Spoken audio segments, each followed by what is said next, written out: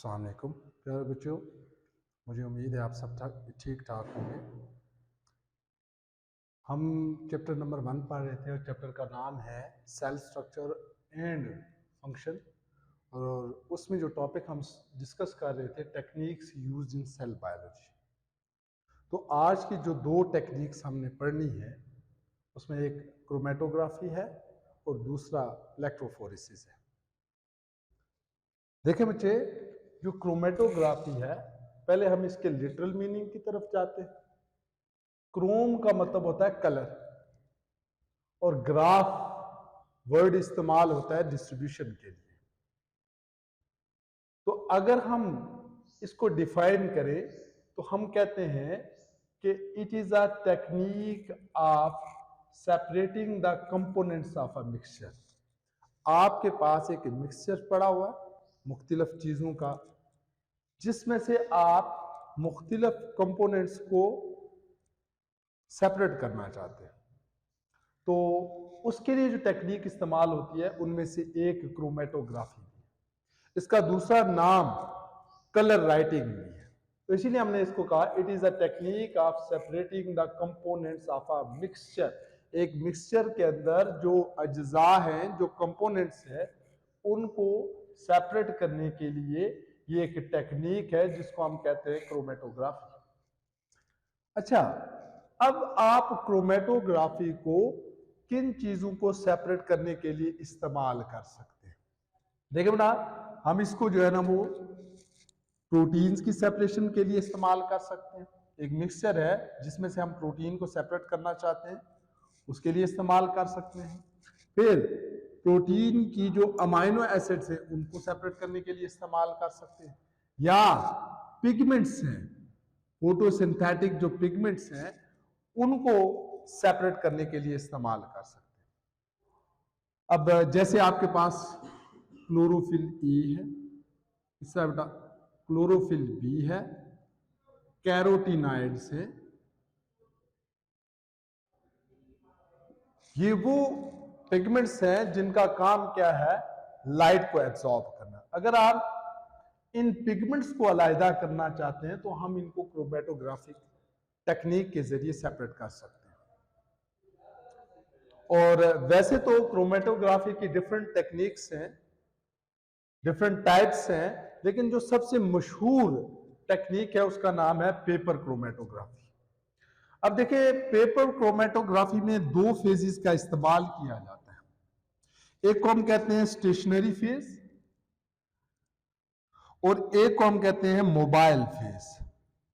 देखिए बेटा, स्टेशनरी का मतलब होता है साकित, किसी एक जगह रहना। तो अगर हम इसको डिफाइन करें, stationary phase is a thin layer of solid material, यानी ये सॉलिड होती है, ये मूव नहीं करती। जैसे हम सिलिका का भी इस्तेमाल कर सकते हैं, जैसे टीएलसी में थिन लेयर क्रोमेटोग्राफी में इस्तेमाल होती है। तो अब अगर हम यहाँ पे पेपर क्रोमेटोग्राफी क्योंकि पढ़ रहे हैं तो हम या पेपर क्रोमेटोग्राफी में सॉलिड या स्टेशनरी फेज के लिए पेपर का इस्तेमाल करेंगे। वो कोई फिल्टर पेपर भी हो सकता है, उसको भी आप जो है ना वो इस्तेमाल कर सकते हैं। दूसरी मोबाइल फेज, मोबाइल का मतलब होता है मूविंग। ये वो फेज होती है जो स्टेशनरी फेज के ऊपर रन करती है। तो ये यूजुअली लिक्विड होती है जिसके अंदर आपने अपना मिक्सचर डिसॉल्व किया होता है। तो it is a liquid in which target mixture is dissolve. यानी टारगेट मिक्सचर से क्या मुराद है, वो मिक्सचर जिससे आपने कंपोनेंट्स अलग किए करने हैं, उनको आपने लिक्विड के अंदर जो है ना वो डिसॉल्व किया होता है। वो यूजुअली कोई सॉल्वेंट होता है, जैसे पानी भी हो सकता है। अब पेपर क्रोमेटोग्राफी का प्रोसीजर क्या है? सबसे पहले आप क्या करेंगे कि ये जो स्टेशनरी फेज है, यानी ये जो पेपर है जिसको आप क्रोमेटोग्राफिक पेपर भी कहते हैं, इसके ऊपर मिक्सचर के डिफरेंट कंपोनेंट्स को जो है मिक्सचर के जो है ना वो डॉट्स आपने यहां पे डाल देने, मिक्सचर के डॉट्स डाल देने। A small dot of mixture is placed onto a strip of chromatographic paper. यानी आपने मिक्सचर लिया, उसको किसके ऊपर डाल दिया आपने, उसको आपने इस क्रोमेटोग्राफिक पेपर के ऊपर रख दिया। फिर उसके बाद आप क्या करेंगे, इस पेपर को एक जार के अंदर, जिसके अंदर सॉल्वेंट मौजूद होगा, उसके अंदर आपने रख देना। यानी ये जिस पेपर जिसके ऊपर आपने मिक्सचर डाला है, इसको आपने एक जार कहते हैं, कंटेनर, बीकर भी हो सकता है वो, इसमें रख देना। लेकिन इसकी जो इस जार के अंदर क्या होना चाहिए, कोई भी सॉल्वेंट मौजूद होना चाहिए। अब प्रिंसिपल क्या है, देखें फॉर एग्जांपल हमने यहां पे पानी को इस्तेमाल किया एज ए सॉल्वेंट, तो पेपर जो है ना वो उसके अंदर सेलुलोज मौजूद होती है, ये बात आपको पता है। Cellulose has a great affinity for water. ये यहां से पानी जो है ना वो अपवर्ड मूव करना स्टार्ट कर देगा और अपने साथ इस मिक्सचर के अंदर मौजूद कंपोनेंट्स को भी अपने साथ ऊपर की तरफ लेके जाएगा। अब इसका प्रिंसिपल क्या है कि वो वाले कंपोनेंट्स, वो वाले अज्जा जो पेपर के साथ लूजली एडहेयर करेंगे या उसके साथ स्ट्रॉन्ग बॉन्डिंग नहीं करेंगे, लाइटली जो है ना वो लूजली अटैच होंगे उसके साथ। एडहेयर का मतलब है चिपकना, चिमटना। अगर ये लूजली उसके साथ एडहेयर करेंगे तो ये ज्यादा डिस्टेंस ट्रैवल करेंगे, और अगर ये पेपर के साथ टाइटली एडहेयर करेंगे तो ये स्मॉलर डिस्टेंस, कम डिस्टेंस पे जाएगा। तो वही बात यहां पे मैंने लिख भी दी है, components which adhere loosely travel more distance. जो बिल्कुल जो है ना वो लूजली अटैच होंगे इस पेपर के साथ, वो ज्यादा हाइट पे जाएंगे। And the components which adhere tightly travel less distance, और वो कंपोनेंट्स जो टाइटली इसके साथ चिपक जाएंगे वो जो है ना वो कम डिस्टेंस ट्रेवल करेंगे। ये इसका प्रिंसिपल है। और उसके बाद अगर तो ये जो कंपोनेंट्स है कलर्ड है, जैसे पिगमेंट के केसेस में जो है ना वो होता है, तो आपको ये इस पेपर के अंदर कलर्ड नजर आते हैं।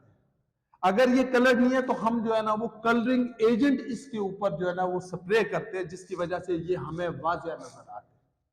तो ये वो टेक्निक है जिसके जरिए आप किसी भी मिक्सचर के कंपोनेंट्स को क्या कर सकते हैं, सेपरेट कर सकते हैं। तो ये हमारे पास क्या आ गई, क्रोमेटोग्राफी आ गई। दूसरी जो टेक्निक है उसका नाम इलेक्ट्रोफोरेसिस है। इलेक्ट्रो नाम से जाहिर है इलेक्ट्रिक फील्ड के लिए, इलेक्ट्रिक करंट के लिए इस्तेमाल। तो इसको हम डिफाइन कैसे करेंगे कि technique that is use to separate charged components of a mixture, कि ये मिक्सचर के अंदर कंपोनेंट्स को सेपरेट करने के लिए इस्तेमाल होती है, लेकिन जिनके ऊपर चार्ज होता है। जैसे आप इसके जरिए प्रोटीन्स को सेपरेट कर सकते हैं, इसी तरह आप इसके जरिए न्यूक्लिक एसिड यानी डीएनए वगैरह को भी इलेक्ट्रोफोरेसिस के जरिए सेपरेट कर सकते हैं। अब इसका प्रोसीजर क्या है, देखिए हमें इन चीजों को सेपरेट करने के लिए किसी ना किसी मीडियम की जरूरत पड़ती है। यहां पे जो मीडियम इस्तेमाल होता है वो यूजुअली जेल होती है, और इसको हम कहते हैं एगारोज जेल।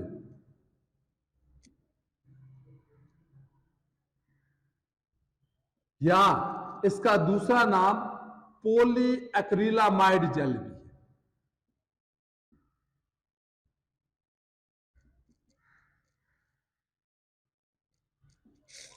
एक्रिलिक या एक्रिलामाइड की पॉलीमराइजेशन से ये जेल बनाई जाती है, इसका दूसरा नाम एगारोज जेल भी है। तो अब इसका प्रोसीजर क्या है कि सबसे पहले मिक्सचर जिसके अंदर चार्ज कंपोनेंट्स मौजूद हों उसको जेल के अंदर रखा जाता है। अभी हम देखेंगे भी इसका प्रोसीजर डायग्राम के जरिए। उसके बाद इस मीडियम में से इलेक्ट्रिक करंट को गुजारा जाता है। Electric current is applied on medium which generates electric field. ठीक है, इलेक्ट्रिक करंट को गुजारा जाता है जेल में से, जो क्या करता है, इलेक्ट्रिक फील्ड को पैदा करता है, जनरेट करता है। अब ये जो चार्ज कंपोनेंट्स है ये अपने अपोजिट एंड की तरफ मूव करना स्टार्ट करेंगे। Charge components begin to move towards opposite end, यानी जैसे डीएनए अगर है इसके ऊपर नेगेटिव चार्ज होता है तो ये पॉजिटिव एंड की तरफ जाएगा। इसी तरह इसका प्रिंसिपल क्या है, देखें इसका प्रिंसिपल ये है, speed of movement is inversely proportional to the size. यहां पे जिस भी कंपोनेंट का साइज बड़ा होगा वो स्लोली ट्रेवल करेगा, और जिस कंपोनेंट का साइज स्मॉल होगा, छोटा होगा, वो फास्ट ट्रेवल करेगा, वो बहुत आगे तक जाएगा। तो इसीलिए यहां पे लिखा है मैंने कि इफ साइज इज स्मॉलर, ये डाउनवर्ड, ये डिक्रीज का साइज स्मॉल है, तो it will move faster, but if the size is larger it will move slower. तो इनवर्सली प्रोपोर्शनल है मूवमेंट इन कंपोनेंट्स की। अब यहां पे जैसे अब हम डीएनए को सेपरेट करने के लिए जेल इलेक्ट्रोफोरेसिस का इस्तेमाल करते हैं, तो इसकी एप्लीकेशन आ गई gel electrophoresis performed in DNA analysis, यानी डीएनए को एनालाइज करने के लिए हम जेल इलेक्ट्रोफोरेसिस का इस्तेमाल करते हैं। प्रोसीजर क्या है, सबसे पहले आपने डीएनए के डिफरेंट फ्रैगमेंट्स को जनरेट करना है। उसके लिए हम रिस्ट्रिक्शन एंडोन्यूक्लियोसिस का इस्तेमाल करते हैं, वो उसको छोटे छोटे टुकड़ों में काटती है। मिक्सचर ऑफ डीएनए, उसके बाद क्या करते हैं, mixture of DNA fragments is loaded in column of gel. ये जो आपके पास डिफरेंट साइज के फ्रैगमेंट्स आएंगे, इनको आपने जेल के कॉलम्स में जो है ना वो ऐड कर देना। जैसे देखिए ना, ये जेल यूजुअली 8 से 10 कॉलम होते हैं, ये एक कॉलम, ये दूसरा, ये तीसरा कॉलम। आप तकरीबन 10 माइक्रोलीटर का सैंपल लेंगे और इसको इस कॉलम के अंदर जो है ना वो ऐड कर देंगे। इसको हम कहते हैं लोडिंग, इसको हम लोडिंग कहते हैं, यानी डीएनए के सैंपल को कॉलम के अंदर ऐड करना, इसको हम लोडिंग कहते हैं। तो पहला स्टेप ये है, mixture of DNA fragment is loaded in columns of gel. उसके बाद आप क्या करते हैं ना, इस जेल को किसी भी बैटरी के साथ कनेक्ट करते हैं, ठीक है। पॉजिटिव टर्मिनल को पॉजिटिव के साथ और नेगेटिव टर्मिनल को नेगेटिव के साथ बैटरी को ऑन करते हैं, तो अब negatively charge DNA move towards positive and. क्योंकि डीएनए के ऊपर नेगेटिव चार्ज है, तो ये जो है ना वो पॉजिटिव एंड की तरफ मूव करना स्टार्ट कर देंगे। फिर हमने बात की, जो लार्जर सेगमेंट्स होंगे वो टॉप पे होंगे और जो स्मॉलर सेगमेंट्स होंगे वो बॉटम में पाए जाएंगे। क्योंकि जितना इनका साइज बड़ा होगा उतना ये स्लोली ट्रेवल करेगा, यानी जितना इंसान मोटा होता है उतना वो तेज भाग नहीं सकता। तो यहां पे भी वो हिसाब है कि जितना इनका साइज बड़ा होगा उतना ये फास्ट मूव नहीं करेंगे, इसलिए ये आपको टॉप पे नजर आएंगे। वो फ्रैगमेंट्स जिनका साइज छोटा होगा वो आपको बॉटम पे नजर आएंगे। तो यही बात मैंने लिख भी दी कि larger fragments of DNA move slower and are found near the top. जैसे ये लार्जर था, ये आपको टॉप पे मिलेगा।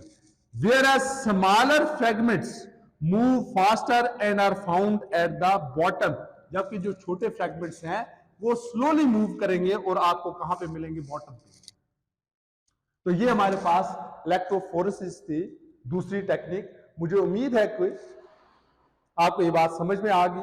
अगर कोई सवाल इन दो टेक्निक्स के मुतालिक आपके जहन में है तो आप जरूर कमेंट सेक्शन में पूछ लीजिएगा। अल्लाह हाफिज, अपना ख्याल रखिए।